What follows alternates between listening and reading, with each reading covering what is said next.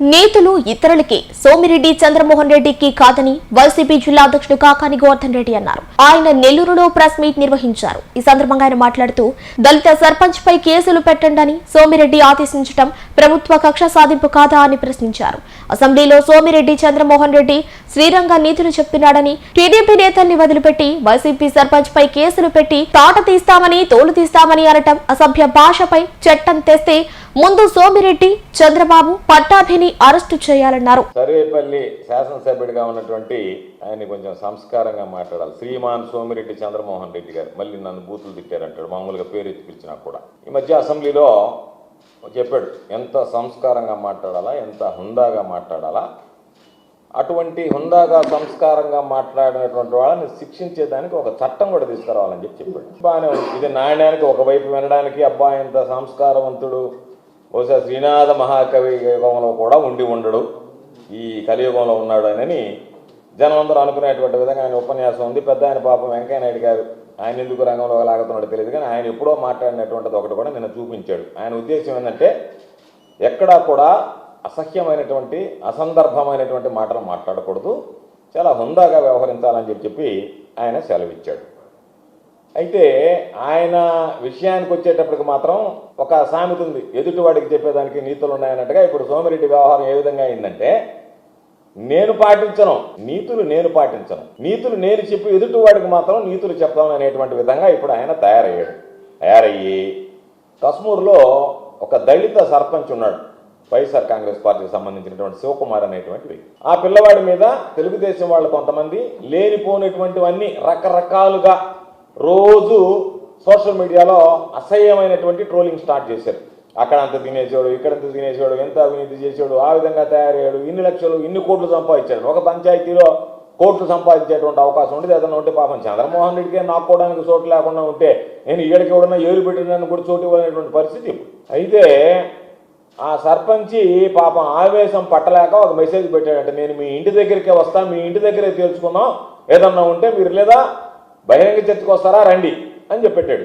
బహిరంగ చర్చకి ఎవరు సిద్ధం కాలే. మీరు బహిరంగ చర్చకి సిద్ధం కాకుండా నా మీద లేనిపోయినటువంటివి పెడుతున్నారు కాబట్టి, ఎందుకంటే పోలీసు వాళ్ళు ఇప్పుడు కేసు తీసుకునే పరిస్థితి లేదు, వాళ్ళని ఏదన్నా తీసుకుంటారు కానీ ఇటు పోయి చెప్పి మొరపెట్టుకున్నా కూడా దళిత సర్పంచ్ అన్నా కూడా వినేటువంటి పరిస్థితి లేదు. కాబట్టి అయ్యా నాకు ఇంత దుర్భరమైనటువంటి పరిస్థితులు ఉన్నాయని చెప్పుకుని ఎవరు పట్టించుకునేటువంటి నాదుడు లేడు, కాబట్టి నేను మీ ఇంటి దగ్గరికే వస్తా, నేను ఏమి చెప్పానో చెప్పండి తేల్చుకుందాం, లేకపోతే మీ అంత చూడాల్సి వస్తుందని చెప్పి ఒక మెటీరియల్ ఘాటుగా పెట్టినటువంటి మాట వాస్తవం. దానికి ఊళ్ళో వాళ్ళు ఎవరు స్పందించలే. కానీ శ్రీమాన్ చంద్రమోహన్ రెడ్డి గారు దానికి స్పందించి ఆయన వ్యవహార శైలి ఏ విధంగా ఉంది, ఆయన వాడినటువంటి భాష ఏ విధంగా ఉంది అనేటువంటిది ఒక్కసారి మీకు వినిపిస్తాను, మీరు వినండి. మీడియా ద్వారా ప్రజలు కూడా వింటే అబ్బా ఇంత సంస్కారవంతుడా సర్వేపల్లి శాసనసభ్యుడని ఈరోజు అందరూ కూడా అనుకునేటువంటి పరిస్థితి ఏర్పడింది. అది స్థూలంగా ఆయన సంస్కారం అంటే ఎటువంటి పదజాలం కూడా. ఒకటైతే వినలేనటువంటి పదం కాబట్టి బీపీ పెట్టాము, రెండోది కాస్త వినదగినటువంటి పదం కాబట్టి దాన్ని వినిపించాం. మేము చెప్పేది ఏంటంటే అక్కడ జరిగినటువంటి విషయం ఏమిటంటే ఎవడు ఊర్లో వాళ్ళు ఎవరు కంప్లైంట్ చేయటంలే, పాపం ఆ సర్పంచ్ తినింది ఏమిలే. ఏదన్నా తింటే ఇప్పుడు ఆ తెలుగుదేశం కార్యకర్త ఏం చెప్తున్నాడు, సార్ ఇద్దరిని కంబైన్ చేసి అంటే తెలుగుదేశం వాళ్ళని కూడా కలిపి మాట్లాడుతున్నాడు, అంటే తెలుగుదేశం వాళ్ళు ఫ్రాడ్ చేస్తున్నారు, దానికి సర్పంచ్ కొమ్ము కాస్తున్నాడు అనేటువంటిది వాళ్ళు స్థూలంగా చెప్పినటువంటి మాట. ఆయన ఏమంటాడంటే మీరు తెలుగుదేశం వాళ్ళు వదిలేయండి, వారి మీద పోలీస్ స్టేషన్లో కేసు పెట్టండి, తాట వేయించండి. అంటే ఒక శాసనసభ్యుడిగా ఉండేటువంటి వాడు వాడేటువంటి భాష ఒక దళిత సర్పంచ్ మీద, ఇది చంద్రమోహన్ రెడ్డి నేను సంస్కారవంతుడిని అని చెప్పదలుచుకున్నాడా, లేదు అవినీతి సాక్షాత్తు మీ కార్యకర్త చెప్తున్నాడు నువ్వు కేసు పెట్టమంటే ఏమని పెడతాం సార్, మన నాయకుడు కూడా వాళ్ళతో కంబైన్ అయినాడని చెప్పి వీళ్ళు మెసేజ్లు పెడుతున్నారు మాట్లాడుతున్నారు అని చెప్పాడు. దాని అర్థమైంది నువ్వేమంటున్నావు, సరేలేవా అదేదన్నా ఉంటే నేను చూసుకుంటాను అంటే ఆ కమిషన్ ఏదన్నా ఉంటే నేను మాట్లాడుకుంటాను ఆయన దగ్గర, అర్థమైందా? మనోడు ఏదన్నా కొడుతుంటే నేను మాట్లాడుకుంటాను, నేను చూసుకుంటాను, ఆయన దగ్గర నుంచి ఏదన్నా కమిషన్ ఉంటే నేను తీసుకుంటాను. ముందు మీరు వీడి సంగతి చూడండి, ఈ నుంచి కమిషన్ ఏం రాదు కదా, నాకు తెలుగు వైఎస్ఆర్ కాంగ్రెస్ పార్టీ వాడు కదా, కాబట్టి ఆ సంగతి తేల్చండి అని మాట్లాడుతున్నాడు. ఆయన మాట్లాడినటువంటి మాట, వాడినటువంటి భాష ఇది సంస్కారవంతమైనటువంటి భాష. ఒక సంస్కారవంతమైనటువంటి శాసనసభ్యుడు మాట్లాడదగినటువంటి భాష అని అనుకుంటే మీరు అది ప్రజల విజ్ఞతగా వదిలేస్తున్నాను. ఎందుకంటే మేము ఆయనని ఎక్కడా బూతులు తిట్టడం లేదు, ఆయనని గట్టిగా ప్రశ్నిస్తున్నాం. పాము ఆయన అవినీతి మేము ప్రశ్నించినప్పుడల్లా ఆయనకి అది బూతులాగా వినపడుతుంది. కారణం ఏంటంటే నేను తింటుంటే, ఇప్పుడు ఆయన మాట్లాడినటువంటి మాటే, ఆయన చేసే పని ఆయన చెప్పాడు, బయట సర్పంచ్ గారు చేస్తున్నది ఆ పని చేసేది శ్రీమాన్ చంద్రమోహన్ రెడ్డి గారు.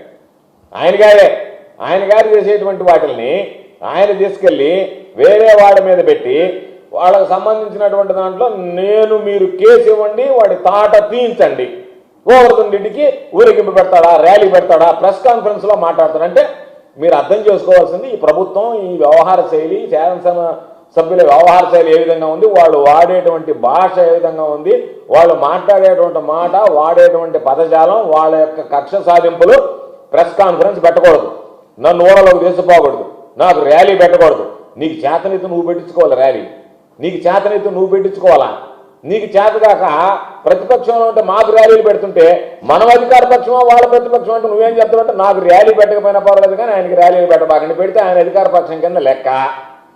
కాబట్టి మీరు ఆయనతో పాటు జనం ఉండకూడదు, మీరు ఆయన తరఫున ఎవరు ప్రెస్ మీట్లు మాట్లాడకూడదు. మనం అధికార పక్షంలో ఉంటే ఆయనకేంది ఈయన చేసేది. ఆ చేసినటువంటి వాడి మీద పోలీస్ స్టేషన్లో కేసు పెడితే వాడు తాట తీయించండి. ఓ సర్పంచ్ని, దళిత సర్పంచ్ మీద వాడినటువంటి పద్యాలు ఇప్పటికే పాపం చాలా మంది చెక్కు పౌరులు తీయించాడు, కొంతమందిని సర్పంచ్ పౌర రద్దు చేయించాడు, రకరకాలైనటువంటివన్నీ చేశాడు. దీనితో పాటు దీనికి పరాకాష్ట ఏంటంటే మీ వాళ్ళు తింటుంటే మాత్రం వదిలేయాలా, తినకపోయినా కూడా వీళ్ళకి సంబంధించినటువంటి తాట తీయాలా. ఇది నువ్వు మాట్లాడినటువంటి మాట. సరే, బాగానే ఉంది. రెండో అంశంలో కొత్తం అంటే ఇది అయిపోయింది ఈ సబ్జెక్టు, ఆయన సంస్కారాన్ని గురించిన సబ్జెక్ట్. రెండవది, సర్వేపల్లిలో అనేక సందర్భాలు చెప్పాం, అవినీతి కొత్త పుంతలు దొక్కుతుంది, ఆ అవినీతికి అంతు లేకుండా పోయింది. చివరికి గ్రావెల్లు, ఇసుక, మట్టి, బూడిద దోచుకోవడమే కాకుండా ముతుకూరు దగ్గర బూడిద బంకర్లు ఆపి డబ్బులు వసూలు చేశారు, ఇక్కడ ట్రాక్టర్లు ఆపి డబ్బులు వసూలు చేస్తున్నారని చెప్పాం.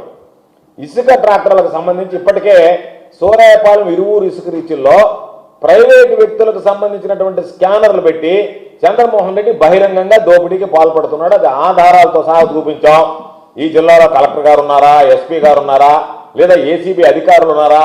మైనింగ్ వాళ్ళు అయితే లేరు, ఎందుకంటే పాపం వాళ్ళు మూసుకొని ఉన్నారు, అన్ని కళ్ళు చెవులు అన్ని మూసుకొని, నోరు అన్ని మూసుకొని ఉన్నారు వాళ్ళు.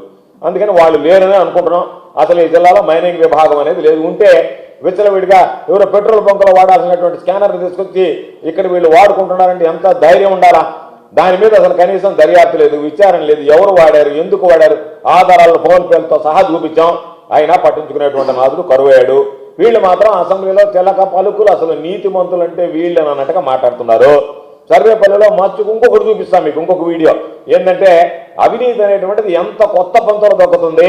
దారిన వెళ్ళేటువంటి ఒక ట్రాక్టర్ని ఒక చౌటపాలెం అనేటువంటి గ్రామంలో ఎన్సీఆర్టీ నిర్మాణంలో ఉంటే అక్కడికి ఇసుక దోలుతున్నటువంటి ఆ ట్రాక్టర్ని ఆ కాంట్రాక్టర్ తోలించుకుంటుంటే ఆ ట్రాక్టర్ని ఆపి దాని తాళాలు బలవంతంగా లాక్కొని, మా తాళాలు ఎందుకు లాక్కున్నావు, మా సెల్ ఫోన్ పగలగొడతావా అని అడిగిన దానికి నేరుగా చంద్రమోహన్ రెడ్డికి ఈ నాయకుడు ఫోన్ చేస్తే, చంద్రమోహన్ రెడ్డి పోలీస్ స్టేషన్కి ఫోన్ చేస్తే పోలీసుల బాధ్యత ఏంది? దౌర్జన్యంగా ఆపినటువంటి ట్రాక్టర్ని విడిపించడం పోలీసుల బాధ్యత. బీటెక్ చదువుకున్నటువంటి వాళ్ళందరూ ఉన్నారు కాబట్టి ట్రాక్టర్లు ఆపాడంటది. ఇక్కడ ఎడ్యుకేషనల్ పర్సన్స్ చాలా మంది ఉన్నారు, అందరూ బీటెక్ చదివినాడు. బీటెక్ చదువుకున్నటువంటి వాడికి శాండ్ ట్రాక్టర్ ఆపడానికి మధ్య ఉన్నటువంటి లింక్ మిస్ అవుతుంది. అక్కడ వాడికి ఏం సంబంధం? బీటెక్ చదివాడు, వాడికి ఉద్యోగం కావాలా? వాడు శాండ్ ట్రాక్టర్, ఒక శాండ్ ట్రాక్టర్ ఆపితే ఏమి లాభం? మరి డబ్బులు ఇచ్చిన వాళ్ళందరూ పంపించేస్తున్నాడు కదా.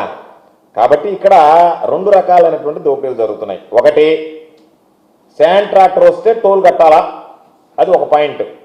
రెండో పాయింట్ ఏంటంటే ఇక్కడ ఎవడైనా సర్వేపల్లిలో నిర్మాణాలు జరిగితే సర్వేపల్లిలో ఉన్నటువంటి ఇసుక రీచుల్లో చంద్రమోహన్ రెడ్డికి ఎక్కడైతే కమిషన్ వస్తున్నాయో అక్కడి నుంచి తీసుకురావాల్సిందే తప్ప వాళ్ళు స్లిప్ ఇస్తారు. వీళ్ళు అడిగిన పైన ఆ స్లిప్ చూపించాలి. అంటే లైసెన్స్ అనమాట, సోమిరెడ్డి ఇచ్చినటువంటి పర్మిట్ అది చూపిస్తేనే పంపించాలి మీరు. లేదనుకుంటే పోలీసులు ఆపేస్తారు. పోలీసులు ఆపిన తర్వాత ఏమయ్యా బాబు అంటే ఆ స్లిప్ చూపించాలా. ఆయన స్లిప్ ఉంటే చంద్రమోహన్ రెడ్డి పర్మిషన్ ఇచ్చినట్టు లెక్క, లేదంటే ఆ బండి తీసుకొచ్చి పోలీస్ స్టేషన్ దగ్గర పెడతారు. అంటే ఏ విధమైనటువంటి దోపిడీ ఇసుకలు. చంద్రబాబు నాయుడు ఏం చెప్తున్నాడు? ఉచిత ఇసుక అని పాపం ఆయన అసలు చిలక పలుకులు పలుకుతున్నాడు. ఆయన చూస్తే దోపిడీ ఏ స్థాయిలో ఉందంటే వీళ్ళు ఆపారని చెప్పి వీడియోలో సోషల్ మీడియాలో పోస్ట్ చేస్తే వీళ్ళు అనేటువంటి మాట ఏంటంటే ఇక్కడంతా ఎడ్యుకేటర్ పర్సన్స్ ఉన్నారంట. బెల్ట్ షాపులు అమ్ముకునేటువంటి వాళ్ళు మాట్లాడే మాటలు అయ్యి. ఎడ్యుకేటర్ పర్సన్స్ అందరూ ఉన్నారంట. ఆ ఎడ్యుకేటర్ పర్సన్స్ కోసం ఈయన ఆపాడంట. ఈయన ఆపాల్సిన అవసరం ఏ వచ్చింది? శాండ్ ట్రాక్టర్లని ఆ ఎడ్యుకేటర్స్కి ఏమో లబ్ధి చేకూరద్ది? బీటెక్ చదువుకునేవాడు బళ్ళు ఆపుతాడా? బళ్ళు అంటే మీరు చెప్పేది ఏంటంటే ఆడొచ్చేటప్పుడు ఇక్కడ పంచుతున్నామని చెప్తున్నాడు ఆయన ఇండైరెక్ట్గా. మేము బళ్ళు ఆపి వాటిలన్నింటినీ ఇక్కడ పంచుతున్నాము కాబట్టి ఇక్కడ ఇండస్ట్రియల్ రాబడలే, మేము ఆపేస్తాం. వైఎస్ఆర్ కాంగ్రెస్ పార్టీ వాళ్ళకి సంబంధంలే, వాళ్ళు ఊర్లో ఉన్న వాళ్ళకి సంబంధించినటువంటి బళ్ళు వాళ్ళు వాడకూడదు, ఆ బళ్ళు వాడితే మేము వాడనివ్వం. వైఎస్ఆర్ కాంగ్రెస్ పార్టీ వాళ్ళకి ఏం సంబంధం? వీడు ఇసుకపోవడానికంటే ఏం వాళ్ళే మనుషులు కదా, వాళ్ళకేం ట్రాక్టర్ లేవా? వాళ్ళు ఏమి మామూలుగా తోలుకోరా? అంటే చంద్రమోహన్ రెడ్డి పరిపాలన ఏ విధంగా ఉంది అంటే ఇక్కడ మేము చెప్పిందే వేదం, మేము చేసిందే శాసనం అన్నట్టుగా ఈరోజు ఆయన మాట్లాడుతున్నాడు. దానికి పరాకాష్ఠ ఏంటంటే ఏ ట్రాక్టర్ని అయితే ఆపి ఇబ్బంది పెట్టారో ఆ ట్రాక్టర్ యజమానిని తీసుకెళ్ళి ఆ ట్రాక్టర్ని తీసుకెళ్ళి పోలీస్ స్టేషన్లో నిర్బంధించడం అనేటువంటిది ఈ పోలీసు చేష్టలకు జిల్లాలో పరాకాష్ఠ. ఇది ఇంతకన్నా సిగ్గుమాలినటువంటిది అడిగితే బూతు మాటలంటది. ఈ ఏమి దరిద్ర పనులనంటే దానికి సంబంధించి మీరు బూతులు తిడుతున్నారు మమ్మల్ని అంటే మేమేంది బూతులు తిట్టేది? నీ వ్యవహార శైలికి తగ్గట్టుగా నువ్వు మాట్లాడు తప్ప నువ్వు ఏదో రకరకాలుగా మమ్మల్ని అందరిని విమర్శిస్తా, మా పార్టీని విమర్శిస్తా, నువ్వు ఇన్ని తప్పుడు పనులు చేస్తా, ఇన్ని దొంగ పనులు చేస్తా, ఎంత అవినీతికి పాల్పడతా, 100 కోట్ల రూపాయలు ఈరోజు ఆ ఇసుకకు సంబంధించి రోజు కొట్ల కొడతా, 100 కోట్ల రూపాయల భూములు కాజేస్తా, నీ నోటి వెంట నీతి వాక్యాలు రావడం, నీ నోటి వెంట నీతి మంత్రులాగా మాట్లాడడం అనేటువంటిది సరైనటువంటి పద్ధతి కాదని చెప్పి తెలియజేస్తున్నాం. నువ్వు ఎన్ని అనుకున్నా, నువ్వు ఏ విధంగా మేము మాట్లాడేటువంటి మాట సంస్కారంగా లేదు, బూతులను అనుకున్నా మేము నిన్ను ప్రశ్నిస్తూనే ఉంటాం. మేము ప్రశ్నించేది నీకు బూతుగానే వినిపించవచ్చు, నీకు బూతుగా వినిపించినా సరే నిన్ను విడిచిపెట్టాం. నువ్వు చేసేటువంటి ప్రతి దాంట్లో ఈరోజు అడ్డుకుంటాం, అధికారులకు చెప్తాం. ఈరోజు ప్రతిపక్షంలో ఉన్నా అధికారంలో ఉన్నా ప్రజల పక్షాన ఉండేటువంటి వాళ్ళం, ప్రజలకు సంబంధించి వాళ్ళకి చెందాల్సినటువంటి ప్రభుత్వ ఆస్తుల విషయంలో నీ దోపిడీని కొనసాగనివ్వం. నువ్వు దోచుకుంటానంటే చూస్తూ ఊరుకో. ఖచ్చితంగా ఇరిగేషన్లో జరిగినటువంటి దోపిడీ మీద విచారణ జరుగుతుంది. ఎంతమంది నీ పుణ్యాన రేపు ఇరిగేషన్ ఏఈలు, డిఈలు, ఈఈలు, ఎస్ఈలు ఉద్యోగాలు పోగొట్టుకొని జైలుకి వెళ్తారో చూస్తారు. గనుల శాఖలో ఎంతమంది వెళ్తారో చూస్తారు, రెవెన్యూ శాఖలో ఎంతమంది వెళ్తారో చూస్తారు. మీరందరూ సోమిరెడ్డి పుణ్యమా అని సోమిరెడ్డి బాధితుల సంఘం ఒకటి రాకపోతే అప్పుడు ఏర్పడి చూడండి. జిల్లాలో సోమిరెడ్డి బాధితుల సంఘం ఒకటి ఏర్పడింది. అన్నిటికి సంబంధించినటువంటి ఉద్యోగులందరూ సోమిరెడ్డి ముందు ధర్నా చేస్తారు. నీ మాటలు విని సంతకాలు పెట్టి మా ఉద్యోగాలపై మా కుటుంబాలు వీధిని పడ్డాయి, మా కుటుంబ సభ్యులు జైలుకి పోయారని చెప్పి అంతలా పెద్ద ఎత్తున ఉద్యమాలు వచ్చేటువంటి పరిస్థితి ఉంటుంది. నువ్వు చేసేటువంటి అవినీతికి, నువ్వు చేయిస్తున్నటువంటి పాపం, వాళ్ళ చేత చేస్తున్నటువంటి పాప పనులకి నిన్ను ఎవ్వరు క్షమించేటువంటి పరిస్థితి ఉండదు.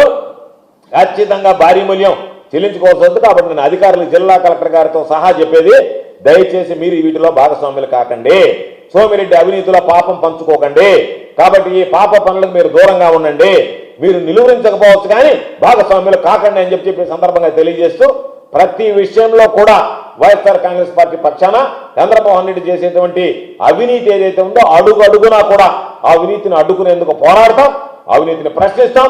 నువ్వు ఎన్ని విధాలుగా మాట్లాడినా, నువ్వు ఏ విధంగా ఆలోచన చేసినా, మమ్మల్ని ఎన్ని విధాలుగా ఇబ్బంది పెట్టాలన్నా సరే అంతిమంగా ప్రజల పక్షాన నిలబడి ప్రజల ఆస్తులకు రక్షణ కల్పించాల్సినటువంటి బాధ్యత మా మీద ఉంది. కాబట్టి అదే విధంగా మా పంద, మా పోరాటం కొనసాగిస్తామని ఈ సందర్భంగా తెలియజేస్తాం.